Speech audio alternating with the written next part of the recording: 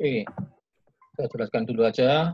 Jadi bagaimana caranya kamu membuat intervilen routing dan bagaimana membuat DHCP. Sebagian tadi kan sudah dijelaskan oleh Leon.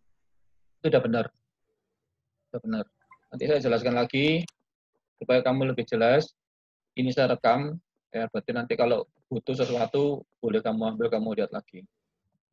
Oke, sekarang saya share screen dulu.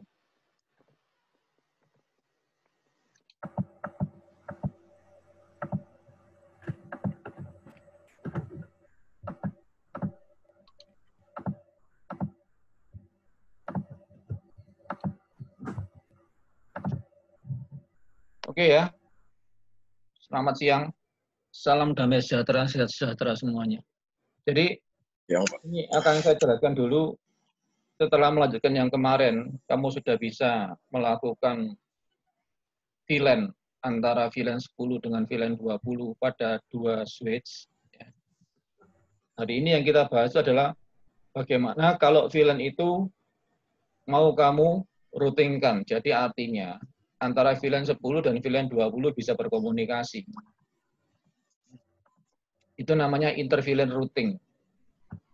Berarti kalau mau routing antar VLAN, seperti yang ditanyakan Gali tadi, pasti butuh router. Karena router itu bekerja di layer 3. Routing itu untuk layer 3. Sedangkan VLAN bekerja di layer 2. Jadi kalau mau meroutingkan atau mau memindahkan IP, harus butuh perangkat yang bisa baca IP. Perangkat yang bisa baca IP ya router. Ya. Jadi kalau mau inter-VLAN, mau routing, harus butuh router. Seperti gambar yang ini. Jadi harus ada routernya. Yang kemarin kan kita nggak pakai ini. Jadi cuma ngeping antar VLAN aja. Itu. Nah sekarang, bagaimana sih cara inter-VLAN routing?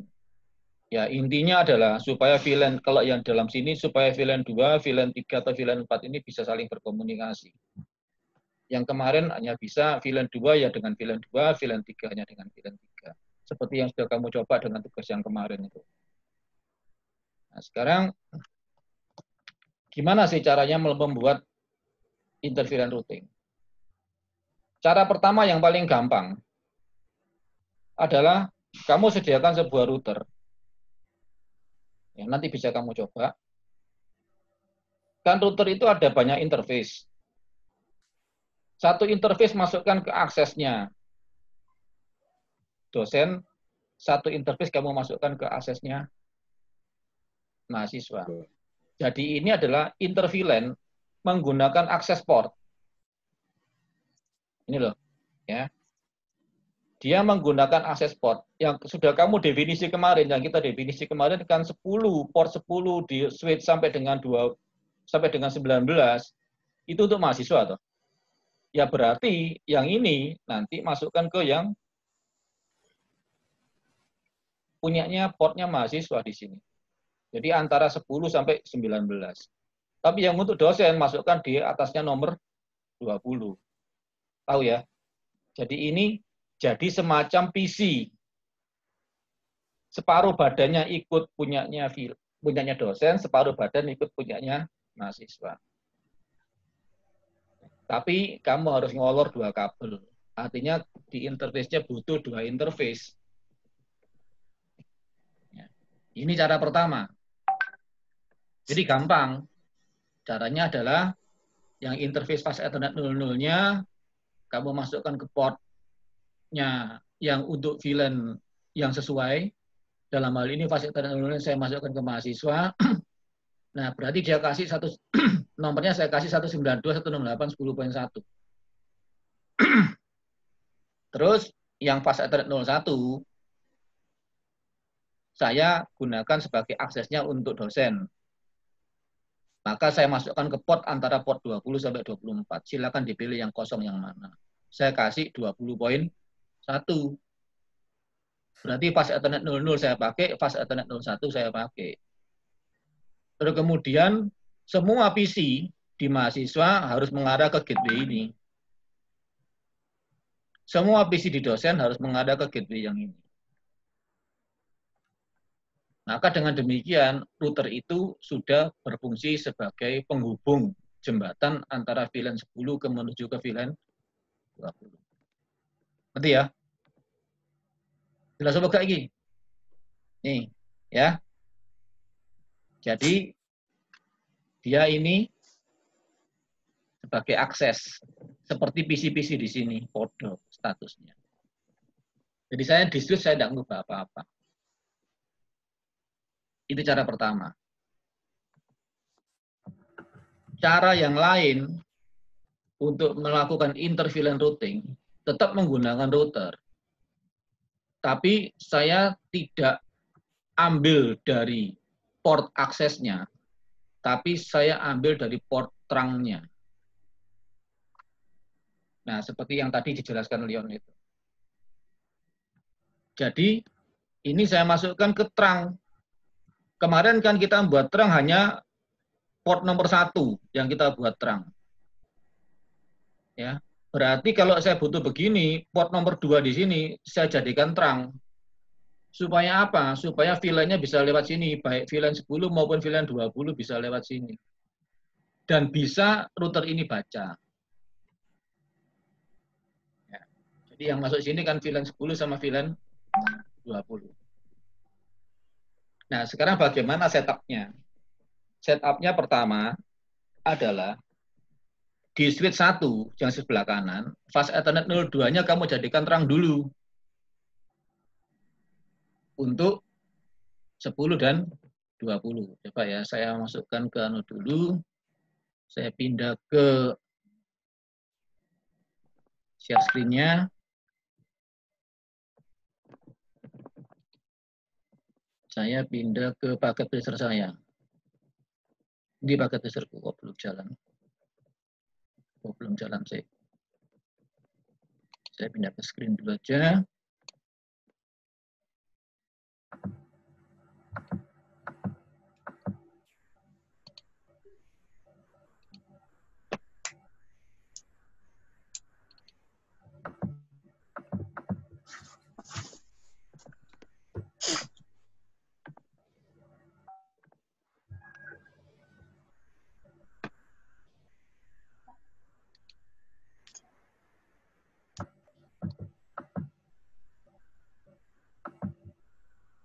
One. Bulan terang.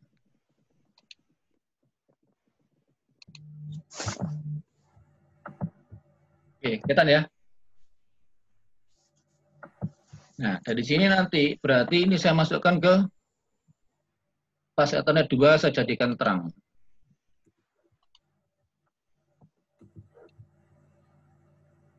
Saya jadikan terang dan dia bisa baca semua, mahasiswa maupun dosen dia bisa baca. Ya. Nah, terus di sisi routernya sama seperti tadi. Jadi saya akan buat 2 sub interface.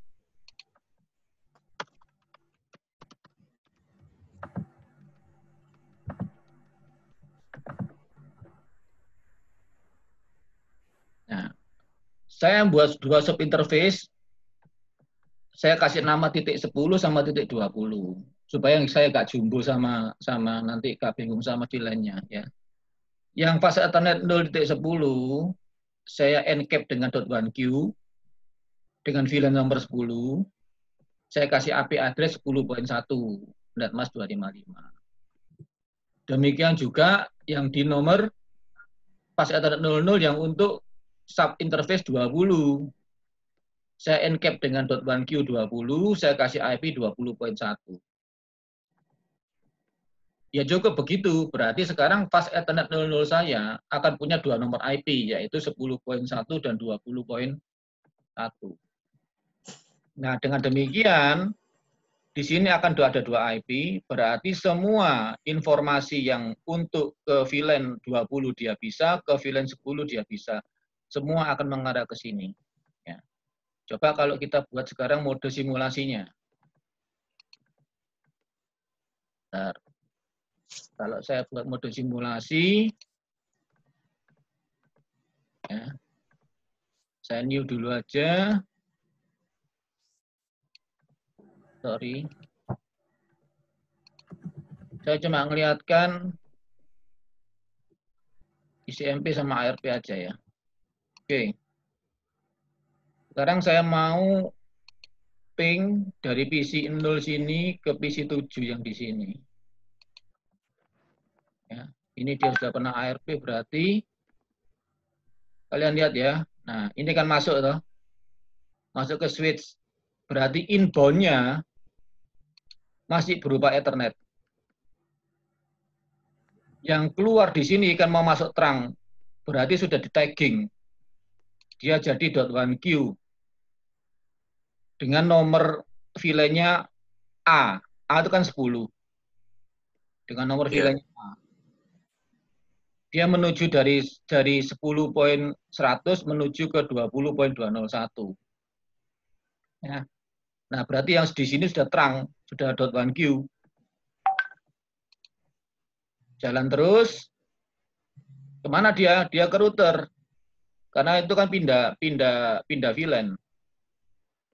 Nah, pada saat di router di sini, oh dia mau menuju ke 20. Berarti itu dia dikembalikan ke VLAN nomor 20. Kalau kita lihat di sini, baik masuk maupun keluarnya pasti semuanya Ethernet. Nah, ini mau keluar sini ya, mau keluar ke ini, masuknya masih Ethernet, sorry, keluarnya sudah .1Q. Lihat ke berapa dia VLAN-nya? Ini 14. 14 itu 16 ditambah 4, berarti ke VLAN nomor 20. Nah, masuk di sini. Berarti ini waktu masuk masih berupa .1Q, VLAN 20. Nanti kalau mau keluar, diarahkan ke Ethernet. Nah, tadi kan di switch sudah didefinisi kalau 20 itu lewat interface nomor 20 sampai 24. Maka dia tahu dia akan pintu yang itu yang dia buka. Nah, ya. Demikian juga sebaliknya pada saat dia reply. Balik dulu ke routernya. Ya. Setelah itu dia balik ke sini lagi. Lewat terang di situ. Masuk ke selesai. Berarti berhasil. Kalau saya lihat di sini, ada kelihatannya. Jadi nanti harusnya terlihat pingnya akan terlihat satu kali selesai. Oke, ya. Dan sukses. Ya, itu caranya. Terus saya kembali lagi ke share yang ke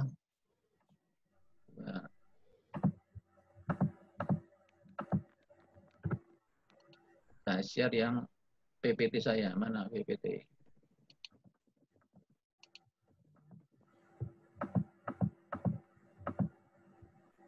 Ya.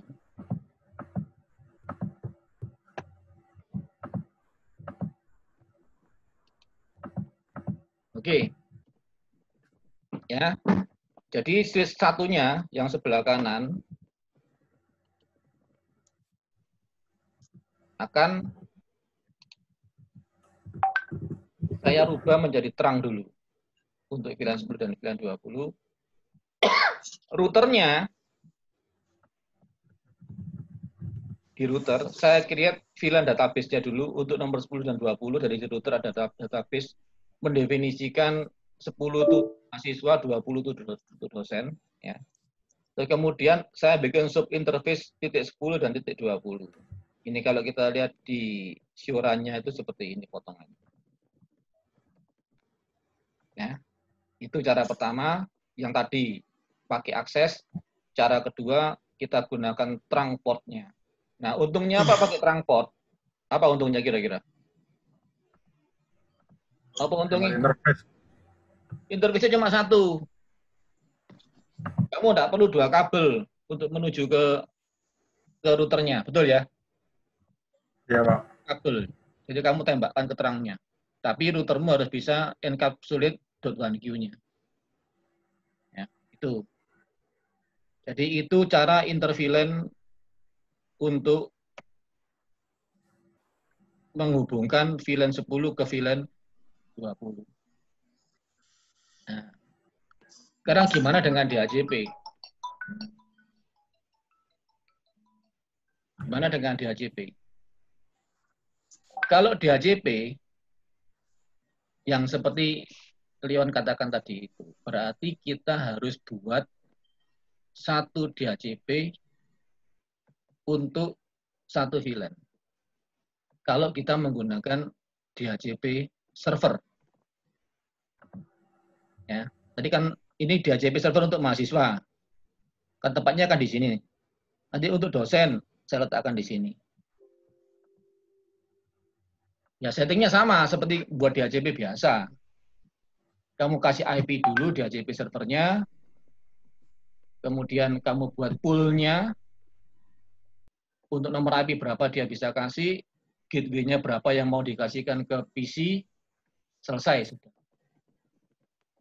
Yang seperti yang dijelaskan Leon tadi itu. Jadi kalau nanti kita balik lagi ke yang ini, ya, jadi ke packet tracer,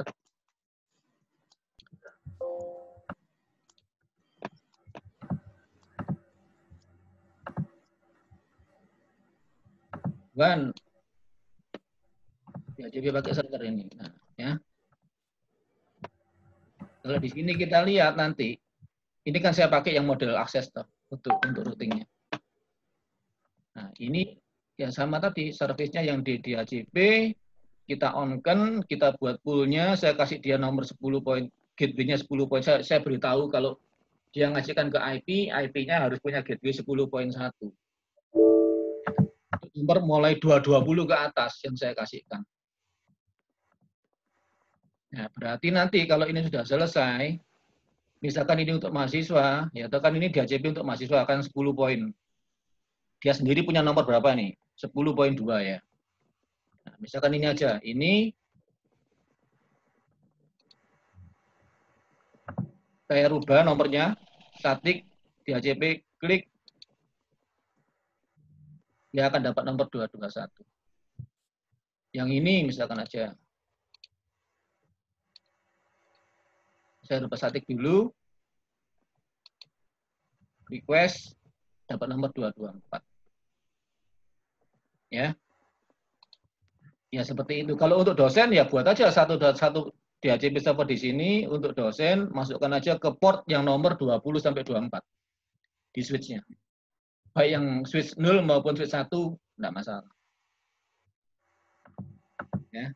Itu untuk membuat DHCP menggunakan DHCP server.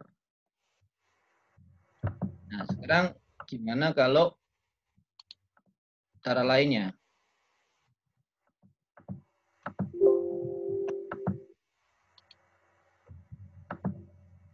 Jelas ya itu ya, yang DHCP server ya. Cara lain adalah kamu bisa menggunakan routermu sebagai DHCP. Seperti kita kalau pakai MikroTik yang lalu, router MikroTik kita kan bisa jadi DHCP server. Ini juga bisa dilakukan. Ya. Berarti gimana? Ya, kalau ini saya modelnya model terang tadi. Jadi fast Ethernet 02 saya jadikan terang, ini saya jadikan terang, ya. Ini saya buat sub interface, ada dua sub interface, poin 10 sama poin 20 sama seperti yang tadi. Nah, tinggal saya sekarang mendefinisikan DHCP server di sini. Gimana caranya? Caranya bisa dengan cara seperti ini. Jadi, kamu gunakan aja konfigur terminal biasa, ya. Pada saat kamu konfigur terminal itu, kamu definisikan DHCP pool-nya. Ya. IP DHCP pool mahasiswa. Network-nya adalah 10.0/24.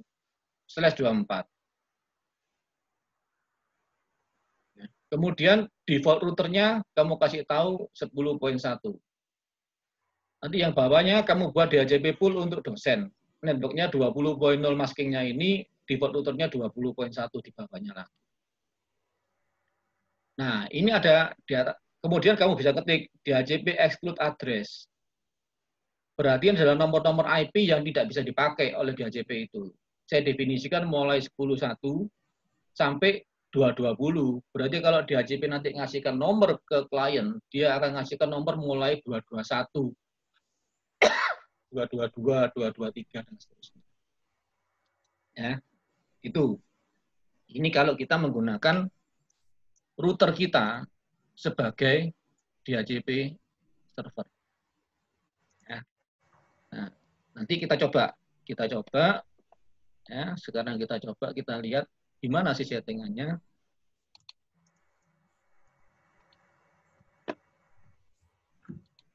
Jadi kan pakai server yang ini. Yang model yang kedua saya pakai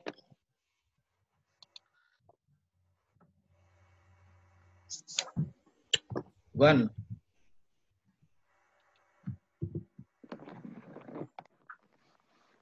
Nah, itu enggak ada server toh. Ini jadi DHCP server.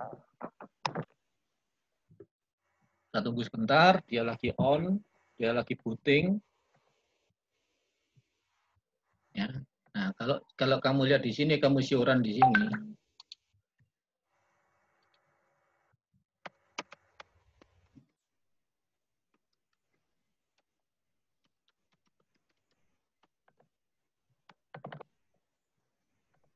Nah, ini saya buat DHCP pool untuk mahasiswa. Dosen belum saya buat. Nanti kalian buat aja, enggak apa-apa. DHCP pool mahasiswa, networknya ini, routernya itu ini. Exclude ini. Jadi ini nomor IP yang paling rendah sampai nomor IP yang paling tinggi yang nggak boleh dipakai berapa. Ya. Berarti nanti kalau DHCP-nya pakai yang sebelah sininya. Terus ini subinterface tadi yang sudah dijelaskan, saya sudah buat subinterface poin 10 sama poin 20. Ini subinterface untuk mahasiswa, ini subinterface untuk dosen.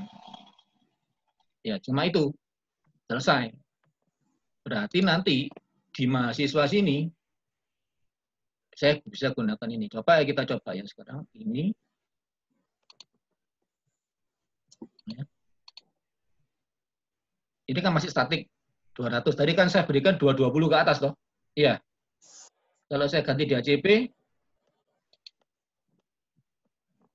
nah dia dapat nomor 2222. 10 poin ini. Coba kita lihat, kita mau simulasi. Bentar, saya lakukan simulasinya dulu. Nah ya. Saya new. Sorry, saya cuma lihat ICMP sama ARP, DHCP sama ARP aja. Sama ICMP. Oke ya. Misalkan aja sekarang saya mau lihat, ini mau saya ganti. Saya pakai DHCP kan 110. Nanti kalau dapat DHCP dia akan dapat nomor 220 ke atas.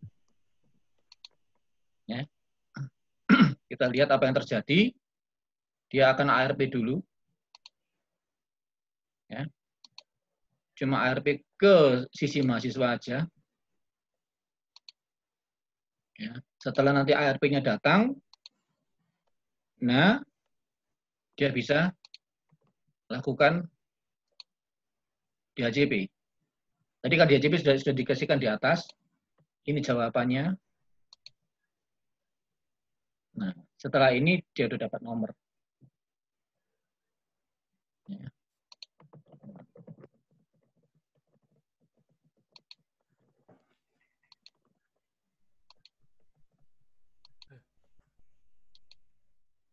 Ya. Selesai. Oke. Nah, kalau di sini kita lihat dia sudah dapat nomor. Nomornya 223. Terus dia bisa ngeping dari sini, bisa ngeping atas bisa ngeping bawah lewat yang terang yang sudah kita definisikan di sub interface di router nolnya ini. Default router itu default gateway ya, Pak? Betul. Default router, default gateway-nya. Nah, kemudian saya balik lagi ke PowerPoint saya. Oke. Ya, itulah yang bisa kalian lakukan kalau melakukan inter VLAN routing dan kalian mau membuat DHCP. Ya. Itu. Ada pertanyaan dulu apa enggak?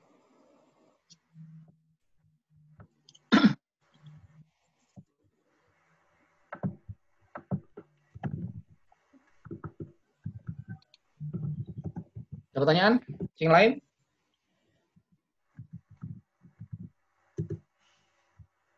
Ada.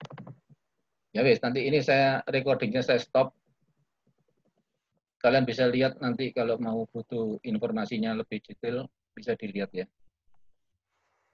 Oke, terima kasih. Setelah ini saya stop dulu.